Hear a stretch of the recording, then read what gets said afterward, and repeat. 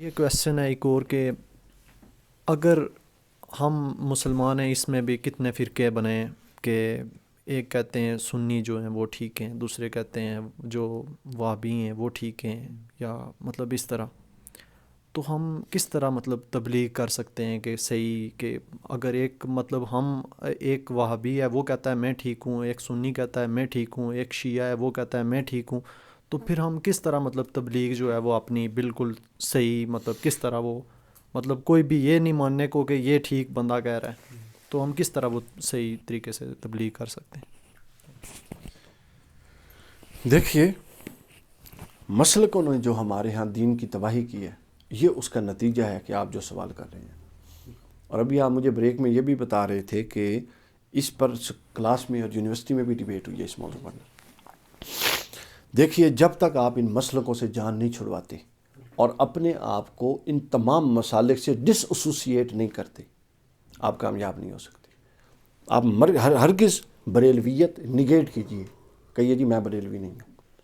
Deobandi negate کیجئے جی میں دیوبندی نہیں ہوں۔ اہل حدیث نگیٹ کیجئے جی میں اہل حدیث نہیں ہوں۔ شیعہ نگیٹ کیجئے جی میں شیعہ نہیں ہوں۔ پھر میں کون ہوں؟ مجھے میرے رب نے دو چیزوں کا پابند کیا ہے، ایک قرآن اور ایک رسول اللہ صلی اللہ علیہ وسلم کی ذات۔ اس کے علاوہ آپ دنیا کی ہر شخصیت کی بات کو دلیل کے ساتھ قبول بھی کر سکتے ہیں اور دلیل کے ساتھ رد بھی کر سکتے ہیں۔ قرآن اس کا رد کفر ہے، یہ رد نہیں ہو سکتا، اور رسول اللہ صلی اللہ علیہ وسلم کی بات رد نہیں ہو سکتی۔ امام مالک رحمۃ اللہ علیہ ایک دفعہ کسی نے آ کے کہا، اب امام مالک کون ہے؟ دیکھیں وہ امام ہے اور صحابی امام مالک سے اوپر ہے۔ امام مالک سے کسی نے آ کے کہا کہ آپ تو یہ ایک مسئلے سے متعلق یہ فرماتے ہیں، جبکہ فلاں صحابی کا حکم اس سے مختلف ہے۔ امام مالک کو غصہ آ گیا، جلال میں آ گئے۔ امام مالک فرماتے ہیں کہ یہ ایک صاحب قبر حضور کی قبر انور کے پاس کھڑے تھے، اس ایک صاحب قبر کے علاوہ مجھے اللہ نے کسی کا پابند نہیں کیا۔ میں جس کی بات کو عقل اور قرآن و سنت کے پیمانوں پر درست سمجھوں گا اس کو مانوں گا، اور جس کو درست نہیں سمجھوں گا اس کو رد کر دوں گا۔ صرف ایک ہستی ہے جس کی بات رد نہیں ہو سکتی، اور وہ حضرت محمد رسول اللہ صلی اللہ علیہ وسلم۔ یہ ہم کسی کے پابند نہیں ہیں جی، یہ سب دکانیں ہیں، بریلوی، دیوبندی، اہل حدیث، یہ سب دکانیں ہیں۔ اچھا، جب آپ پیچھے جائیں نا تو ان سب میں بڑے اچھے لوگ ہیں، مخلص لوگ ہیں، ایسا نہیں ہے، لیکن ان کی جو موجودہ صورتیں ہیں یہ دکانیں بن گئی ہیں۔ اور موجودہ صورتیں پتہ ہے کیا؟ ان کا سب سے بڑا زہر کیا ہے مسلکوں کا؟ میں آپ کو یہ بتاؤں، میں جتنے بھی یونیورسٹیوں میں گیا ہوں یہی مسئلہ ہوا ہے۔ زہر یہ ہے سر، ٹیکہ لگا دیا گیا بریلوی کو، وہ کہتا ہے صرف میں جنتی ہیں اور میرے علاوہ سارے جہنمی ہیں، گمراہ ہیں۔ دیوبندی کو یہ ٹیکہ لگا ہوا ہے، وہ کہتا ہے صرف میں جنتی ہوں، میرے علاوہ سارے گمراہ اور جہنمی ہیں۔ شیعہ کو یہ ٹیکہ لگا ہوا ہے، وہ کہتا ہے صرف میں کلہ ہی محب اہل بیت اور جنتی ہیں، باقی سارے جہنمی ہیں۔ اہل حدیث کو یہ ٹیکہ لگا ہوا، کہتا ہے صرف میں ہی قرآن و سنت علم بردار ہیں، سب باقی جہنمی ہیں۔ اختلاف ہونا بری بات نہیں ہے، ڈفرینس آف اوپینین ہونا یہ اسلام کا حسن ہے، ہمیشہ سے رہا ہے، عہد صحابہ سے رہا ہے، عہد تابعین میں رہا ہے۔ ائمہ اربعہ، چار مذاہب کا وجود میں آنا یہ خود اختلاف کی ایک صورت ہے، جائز اختلاف کی۔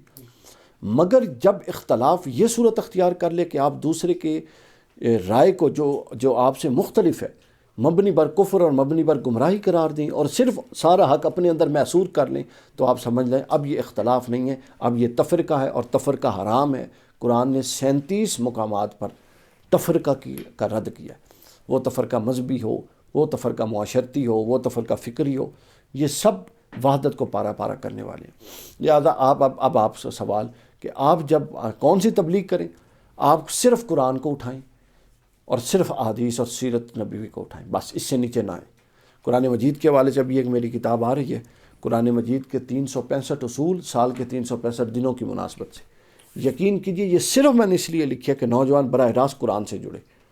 ہر روز ایک اصول اگر آپ پڑھیں، اچھا اس میں تفسیری حوالے جات بھی کوئی نہیں ہے، یہ بھی سن لیں، 1000 صفحے کی کتاب ہے تقریباً، لیکن اس میں 10 بھی تفسیری حوالے نہیں ہیں۔ قرآن براہ راست کیا کہتا ہے وہ سمجھیں، سنیں، اس کی لاجیکل انڈرسٹینڈنگ لیں اور اسی کو جا کے آگے بیان کریں۔ اس کے علاوہ انہیں کہیں بس ہم قرآن تک رہنا چاہتے ہیں۔ قرآن پر سب کا اتفاق ہے، سنت پر سب کا اتفاق ہے، لہٰذا جب تک آپ قرآن کا دامن نہیں تھامیں گے کامیاب نہیں ہوں گے۔ اور اللہ کے رسول صلی اللہ علیہ وسلم نے بھی دنیا سے تشریف لے جاتے ہوئے فرمایا تھا کہ میں تمہیں 2 بھاری اور جلیل القدر چیزیں چھوڑ کے جا رہا ہوں. اس میں ایک پہلا تھا قرآن، اور حضور نے فرمایا قرآن وہ ہے کہ یہ اللہ کی رسی ہے، حبل اللہ، اور اس رسی ایسی ہے کہ جیسے یہ لٹکی ہوئی ہے اور اس کا ایک اوپر والا سرا اللہ کے ہاتھ میں ہے، نیچے والا سرا تم پکڑ لو، اللہ سے جڑ جاؤ گے. اور دوسرا کیا فرمایا؟ اطرتی اہل بیت، میری اطرت اور میری اہل بیت. حضور نے فرمایا خبردار میری آل اور میری اہل بیت سے متعلق کبھی بدگمان نہ ہونا، ان کے ساتھ محبت رکھنا، مودت رکھنا، اور ہمیشہ ہر دور میں ان کا حق ادا کرنا. تو آپ سر جب تک قرآن کے اندر محدود اور معصور نہیں ہوتے اس وقت تک آپ ان فرقوں اور مسلکوں سے جان نہیں چھڑوا سکتے. اور جب تک آپ فرقوں اور مسلکوں سے جان نہیں چھڑوا سکتے آپ اسلام کا آفاقی پیغام لوگوں کو نہیں دے سکتے، مسلکی پیغام دے سکتے.